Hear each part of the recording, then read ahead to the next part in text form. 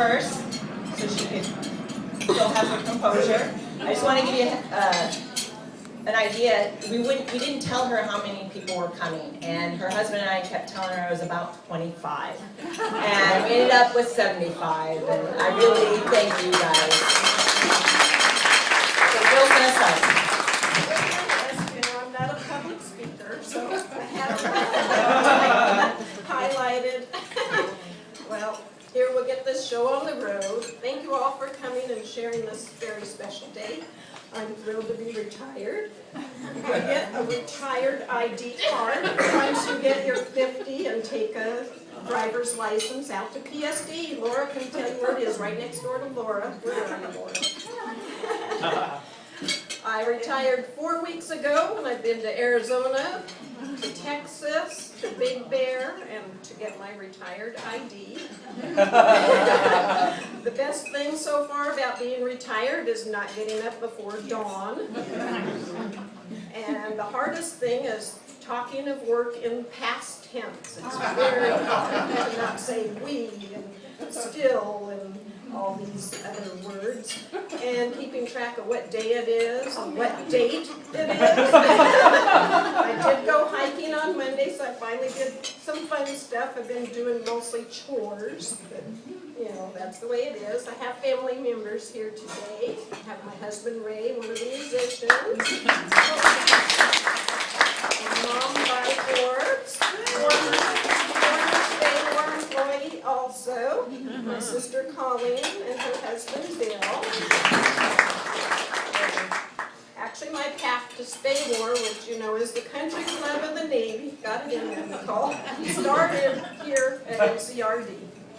Started with my husband Ray working right over there at the MCRD Marina when he was a college student. I used to come and check boats out and sail, and we ended up dating, which led to me working for his parents, who were accountants that had a small accounting firm downtown, Harbor Data Processing, in the Spreckles building. And that's where I learned bookkeeping and accounting, which led me to this path. Ray moved from MCRD right across the water. The marina's gone now. There was a Navy marina in 1973, and I followed him in 74. And that was the beginning of my federal career at MWR as the payroll clerk, which I did several years. Then took over accounting for the ITT and tours. Eventually, like 3 years later, got promoted to the ITT ticket tour manager and base theater manager. As I did that, I was tasked to develop a child care center for NTC, which no longer exists because they built a new one, and of course the base closed. It's now Liberty Station. But while working there, I had to develop the child care center, which was, I think, my largest personal accomplishment in federal service, because we had to find a building, get it rehabbed, work with the contractors, ROIC, which is a Royal Pain, architects, and then put in all the PRs back on paper, everybody, all typed on paper, to buy everything you see in a daycare center, from cots to cribs to paper to books, and working with Base Supply. Is Bruce Kemp here? Working with Base Supply. Get all those PRs done, recruited and hired the staff, and we opened with 10 children. And my daughter Holly, who's the older one, was one of the children at the daycare. And one of our own PBFMs from Code 552, Christina Rowe, was her classmate way back then in the 80s. And from NTC, I went down to the Navy Supply Center and did payroll down there for a while. That is not a fun place to work. Otherwise, they could probably attest to that. She worked there too. She came out to Spaymore ahead of me, but my mother worked at the telephone office for facilities during this time from 84 to 98. And she used to drop off announcements, and I got hired over the phone by Betty Cook, which Carmen should remember that name, in payroll. And Terry was one of my trainers back then. And Terry, I retired one day ahead of her. Terry retired recently too. And then in 1988, I moved all the way next door to what's now the funds processing office. It used to be called central staff, and that portion was called the budget office. So I did initially the outgoing funds, all those OFDs typed, nothing electronic. Then the incoming documents, and some time in there I did what used to be the overrun packages, where you could actually overrun every JO by $999. And some PMs did it well, didn't they, Jennifer? She shook her head. And that was, 1991, I moved to my last code. That was out to the tech code, which at that time was 82, now 551 as a budget assistant. We resided in 3 different buildings at that time. I have to put this in too. I still miss being in building 40 with the wonderful view I have, air conditioning, and the elevators for decorating. Deborah's already left. Deborah left. And the elevators for decorating time, because it is a pain carrying those 18-gallon tubs up the stairs, down the stairs, up the stairs. When Wayne Smith was there, got him to help, and more recently we have Sam. See, I say we had Sam. Where are we? And you'll see many changes during your work life. My first job as data entry, actually it punched a paper tape that ran through a reader and ran the computer. Looked a little bit like Braille, and if you made a mistake, you typed the correction and you spliced it in, like the old regular 8 movie, which is old, nobody knows. Have a little splicer. Now, you type stuff in, goes in directly, and some of it updates immediately, which is pretty nice. The first cell phone on center that the captain had came in a briefcase. Wow. Now, it fits in your pocket, nobody even knows you have one. The first laptop, I think I helped Cheryl access, weighed so much that if you put it on your lap, your legs would have fallen asleep. So we could barely carry it to access it.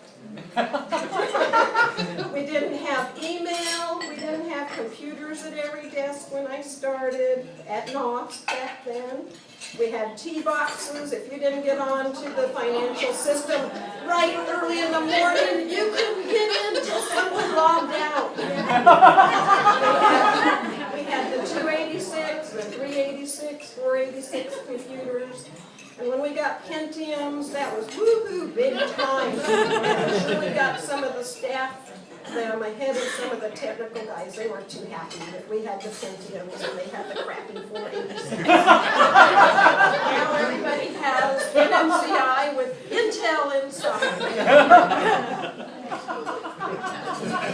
We had paper paychecks and LESs. Terry remembers those days. We slowly went over to automated, and occasionally the tape wouldn't go through, and that'd be a huge mess calling people saying their paycheck was due. Everybody has direct deposit. I don't think there's many problems.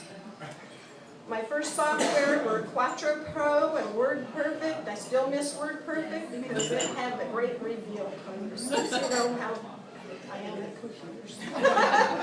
There were no scanners. Faxes were few and far between. Not every code had one. In payroll, we used to have to go next door to the budget office. And, can we use your fax?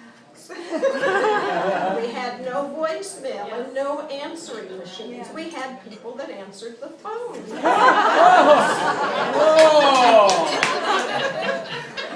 We had shared lines at that time. And then the CAPS phone system came in during my mother's time at the center. And everybody got their own line and a class of service, which, many of you probably don't know what that means. It's different types. You can only have on base, whatever. I love the old navy gray desks. I wish I had one in my craft room now because they had the deep drawers, the pencil drawer, the pull-out sideboard. They were great. They had glass tops to put everything important under the glass tops. Oh, the many changes you'll see. During my time at the center, we have had, 12 commanding officers, 5 technical directors. The center was NOSC when I came, then NRAD, then SSCSD, SSE-PAC. We've had 5 financial systems, and they were developing one that never got implemented staff. There were 3 personnel systems. We've had 5 department heads in the Tech Code 8055, 4 department BFMs, which several are here. We've had 4 division heads. We've had 4 code changes. We were 82, 282, D82, 551. We had 6 division assistants. But I was most fortunate to have Shirley and Nicole.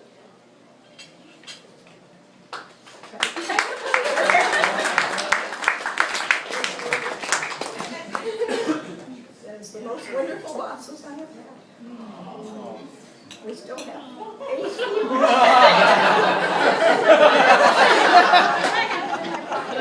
There are still 8 people in the division from when I started. Cheryl Bowman, Larry King, John Harmon, Bruce Kemp, Jeff Ma, Joe Alexa, Matt Suplee, and Trung Tran.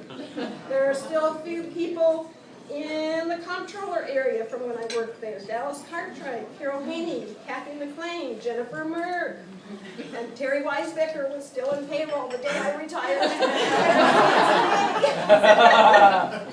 Acronyms are going to take on a new meaning, and this part I stole from going to Annie Miller's retirement.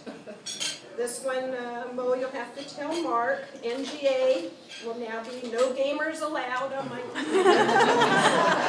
SOP, stay on path. ONR, order new roses. POH, paint other house. SSC, Social Security coming. DOD, this is for the newer people in the office. Don't order durian!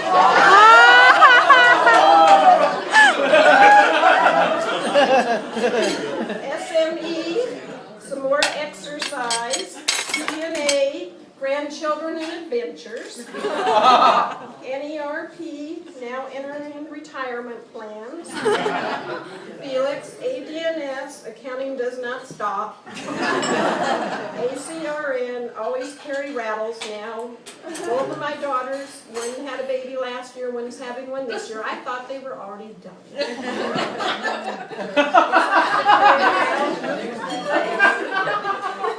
ITSE, it takes some courage. RDTE is raise day to enjoy and explore. OMN, only make Napoleons. SCN, save coupons now. OPN, on pins and needles to find out maybe today what the new baby is. SAP, stop at Paper Tales, one of my favorite scrapbook stores over by Sioux Plantation. ERP goes with the SAP because that's ordering extra red paper from Paper Tales. Triennial will now be 3 trips to Texas each year. Some would say I was a pack rat, and I don't know why. But I have passed many things on to people that need them. Lynn got my RMC mug. She wasn't in our group then, so she's got the blue mug. Sam got my Navy ships brochure, so he'll know what the SCN, what those ships look like. Fran wanted a wooden ruler, so she got my old wooden ruler. Paula needed document protectors, so she got a bunch of those and all my Hawaii information. Albert got a can opener, because he used to come up and borrow it. And Nicole got the rest of the heap of stuff. Magnifying glass, string, WD-40, goofball, glue, cotton swabs, 409, latex gloves, a duster, a mag light, vases, and more. It took me 2 years to clean out my office. Getting the new carpet helped. So we had to pack up, so I did start getting rid of stuff. I used so much 409 when it came time to actually really clean the office. I made Tran nauseous. Tran's having a baby in June, for those of you that don't know. And Lynn, have you moved in yet? Not yet. What? She's I waiting for think she the, doesn't she's waiting for the understand. fumes to cold. I'm proud of the support I gave the project managers and their projects. I've enjoyed training coworkers both within our division and the department. I used to do way back before we had so many admins. I trained in probably all the different divisions in our department. I really enjoyed being part of the mentoring program, and Ray really enjoyed my mentoring in Hawaii. Thank you, Diane. Many thanks to the musicians today. We have Tim, where's Tim? Right here. Leo and Ray. I'm almost done. On to the next chapter, doing more with Ray, my children and family, their families, have the new grandchild coming, helping my mom finish moving from her Alpine house to 8 houses down the street from me in Ocean Beach. I've got upcoming trips, cruise with my mom and sister to Italy, trip to Richmond with Ray when he teaches and I have fun, Texas for the month of June, and we're going to go back to Hawaii for Halloween. It's a really fun place at Halloween, and I have many other things to do.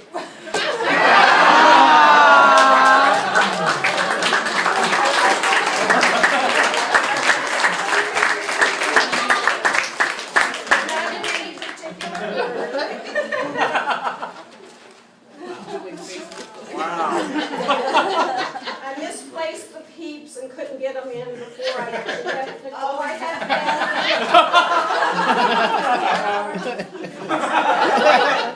It's not a party without cake, so please eat the cakes, the cupcakes that Nicole and Donnell have made.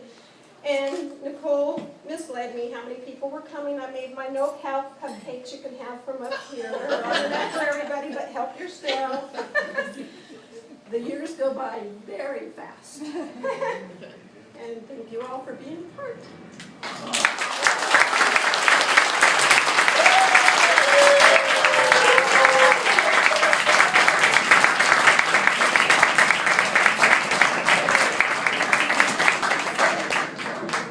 And they're giving me my chair that I've used for 20 years.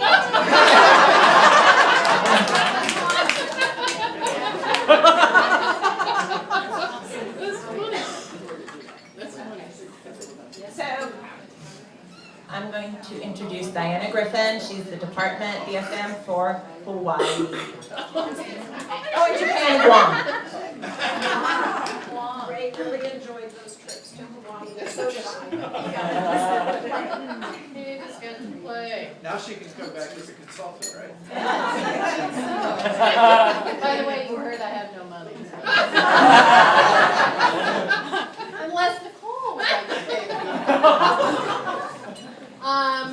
When I became the department BFM for the Hawaii, Japan, and Guam group, we had a very select group of people, very smart, but not really tied into the center.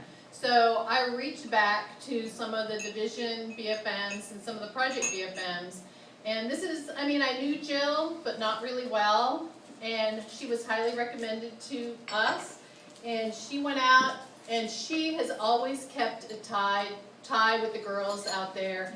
And they totally appreciate it. We were going to try and FaceTime you, but it didn't work. But we'll see if this works. Play. Aloha Jill, this is Mel Lawrence from Hawaii. We're so happy for you. Thank you for all your mentoring and all the informational emails that you sent to us. Congratulations on your retirement. Thank you so much for everything. God bless. Take care. Aloha Jill. Congratulations. Thank you so much for all your help. All of these visitors couldn't have done it without you. Have a wonderful retirement and take care. Come visit us now. One more. Hey Jill, this is Ignacio. Now that you have lots of time, you can come and vacation in Hawaii. Congratulations on your retirement, and we'll see you at Circle Hotel in Waikiki. Thank you. Bye.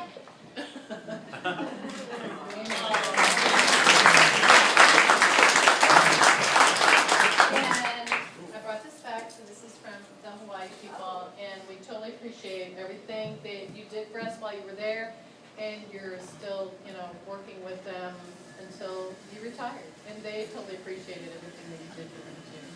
Thank you very much.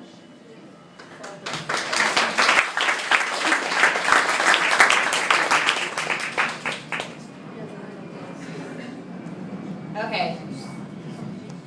I have such a soft voice, I really need this. I don't know, I think I've been practicing for like 2 weeks so I don't cry, alright? Alright, so if you don't know who I am, I'm the annoying person coming around to your tables, making you smile. I'm Nicole. And I'm going to give a loving, gentle roast to Jill. Okay? No, it's not. So I've known Jill for over 15 years. I've worked with her as a peer and as her supervisor.